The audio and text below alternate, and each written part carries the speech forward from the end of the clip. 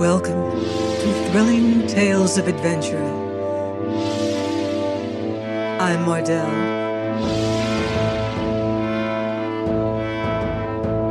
and it's time for another exciting chapter in Black Bartlemy's Treasure by Geoffrey Farnall. Chapter 6 of My Shameful Sufferings, and How I Was Delivered Therefrom.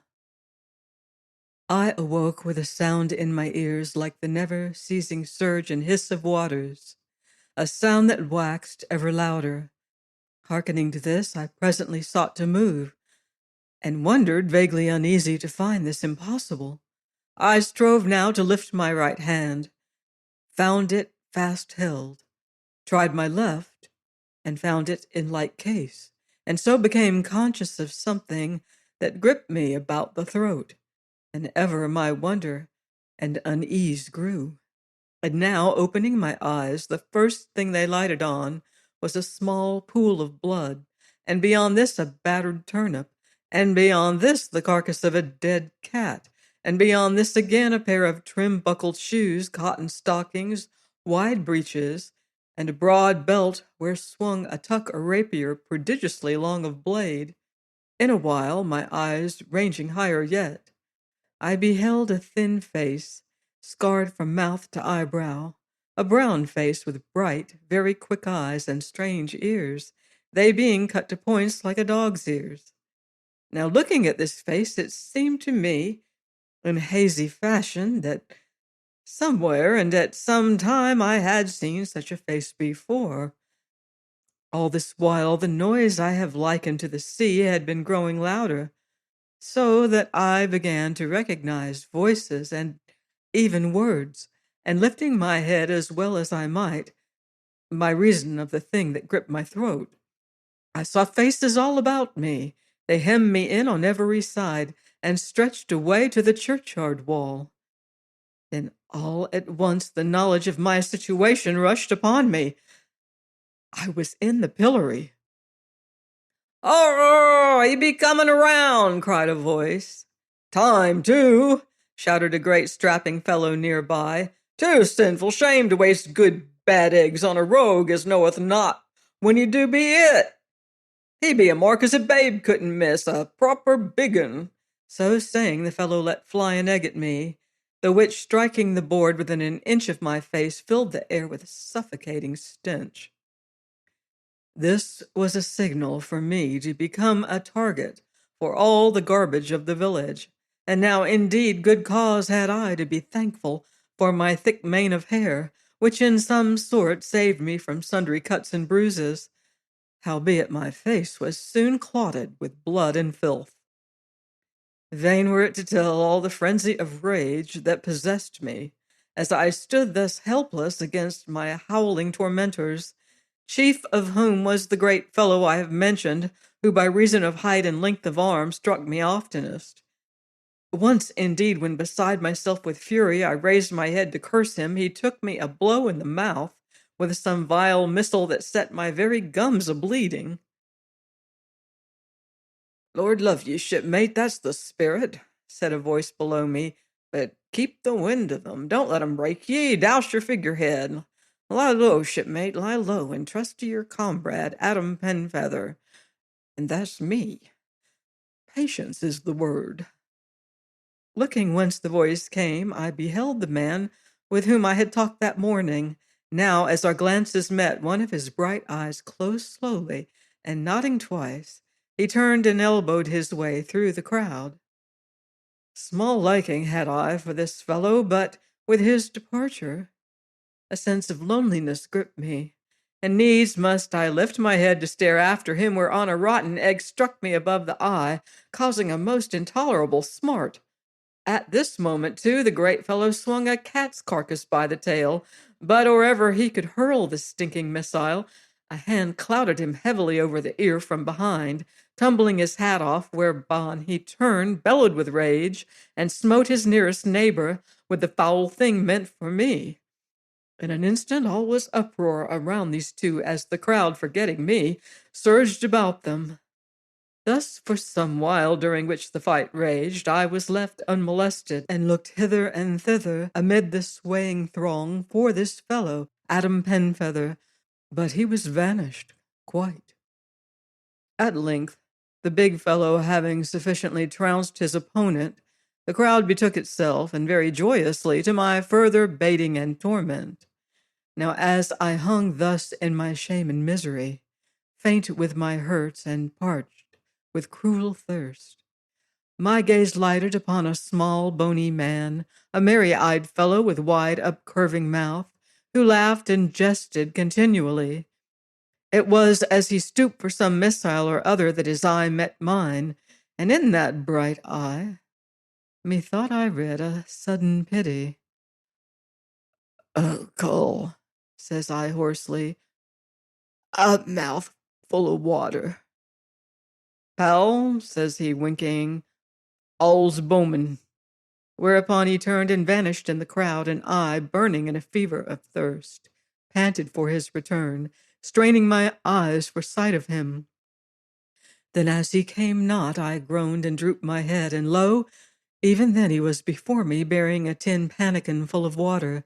This in hand, he mounted the steps of the pillory, and despite the jeers and hootings of the crowd, was lifting the life-giving water to my eager lips, when forth leapt the big fellow and sent water and pannikin flying with a savage blow of his fist. "None of that, peddler," he roared. Now as I groaned and licked at bleeding lips with swollen tongue, the little man turned, quick as a flash, tripped up the great fellow's heels, and staying for no more, made off through the crowd, that gave him passage, howling its acclaim. The afternoon dragged wearily on, and what with the suffocating stench of the filth that plastered me, what with the heat and dust and agonizing thirst, my suffering grew almost beyond endurance. A deadly nausea seized me, and I came nigh to swooning. But now, in this my great extremity, of a sudden, from somewhere on the outskirts of the crowd, rose a shrill cry of "Fire!" The which cry, being taken up by the others, filled the air with panic. The crowd melted as if by magic, until the village green and the road were quite deserted. All this I noted but dimly, being more dead than alive, when I became conscious of one that spake in my ear. "Stand by, shipmate, stand by, there's never a rogue left, all run to the fire. Stand by to slip your moorings." "Let be," I groaned, "I'm a dead man." "Then here's that shall make you quick," says this fellow Penfeather, dangling a great key before my swimming eyes. "Here's freedom from your devil's trap, and a plaguey time I've had to come by it." "Then for the love of God, let me out," I groaned. "Easy all, shipmate," says he, turning the key upon his finger.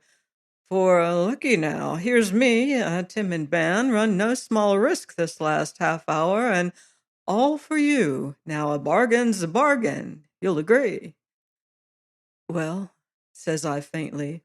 "Why then, shipmate, if I free ye of your bonds, wilt be my comrade sworn, aye or no?" "No," says I, "plague take ye that bargain with a dying man, no." "Why then," sighs he, "here's a good rick ablaze. Here's John Purdy the beadle with his head broke, and here's me in a sweat, alack, and all to no purpose, since needs must you in your bilboes bide." "Do but get me a draught of water," I pleaded. "Nary a drop," says he, spinning the key on his finger under my nose, "nor yet a foaming stoup o' good Kentish ale, nut brown." "Oh, rogue," I panted twixt parched lips. "I'll yet venge this torment, and I live." "Legs of a man," says he, "are a vain thing, and his strength likewise, and as to vengeance, shipmate, well, how goeth your vengeance, as be more to ye than fortune or riches?"